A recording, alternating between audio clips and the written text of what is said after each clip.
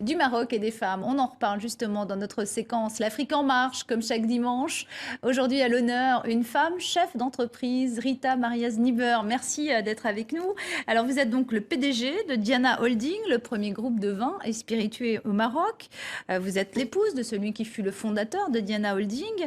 Vous avez été nommée en avril dernier. Comment ont réagi les actionnaires du groupe?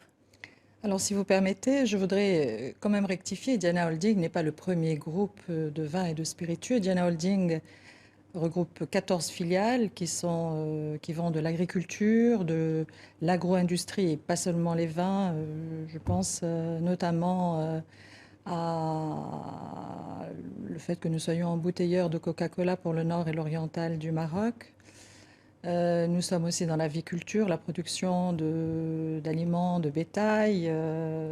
Voilà, nous avons 8300 hectares de terres qui sont plantées.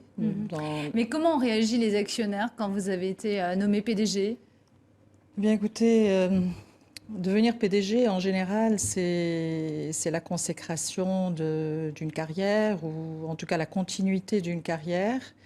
Ça s'attend avec beaucoup d'enthousiasme.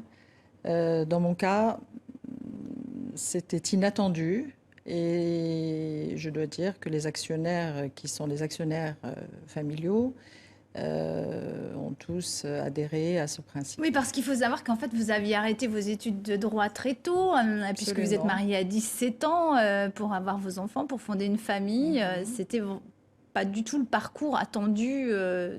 Disons que j'ai fait mes armes dans le social, puisque j'ai fondé une association qui est reconnue d'utilité publique depuis plusieurs années aujourd'hui, et que mon action dans ce domaine date de près de 34 ans.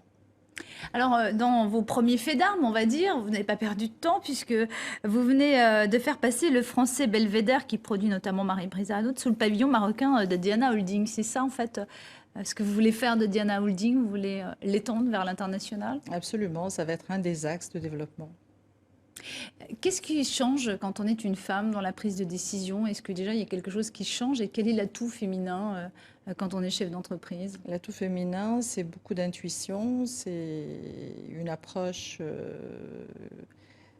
douce et ferme à la fois. Comment vous expliquez qu'il y ait aussi peu de femmes finalement à ces postes de responsabilité? Écoutez, quand on sait que dans les entreprises du CAC 40, il y a moins ou à peine 8% de femmes dans les comités Conseil dans les d'administration? conseils d'administration, rien d'étonnant qu'au Maroc, on en soit là. Cette journée du 8 mars, qu'est-ce qu'elle représente pour vous? Elle représente toute l'attention qu'on doit apporter à la femme, qui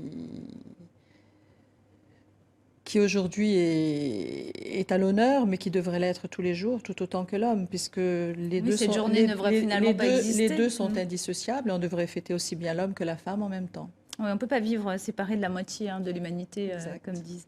Vous avez fondé une fondation au Maroc qui recueille les enfants abandonnés, souvent des enfants nés hors mariage.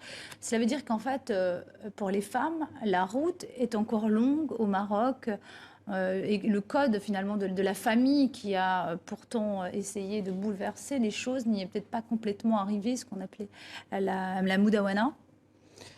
Écoutez, la réforme du code du statut personnel a été adoptée en 2004 sous l'impulsion du souverain. La mise en œuvre de ce code est plus difficile, vous le savez très bien. Il y a des résistances qui sont liées à l'éducation, à la pudeur mal placée de beaucoup. Voilà. Il faut continuer toujours. Absolument, absolument.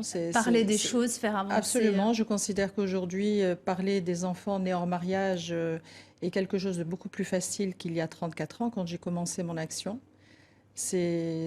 Aujourd'hui, on parle de l'avortement. Vous savez bien que ça a soulevé beaucoup de critiques au Maroc, on puisse soulever ce sujet. Et pourtant. Merci beaucoup, Rita Mariaz-Niber, d'être venue sur le plateau de TV5 Monde. Merci pour votre témoignage. Merci.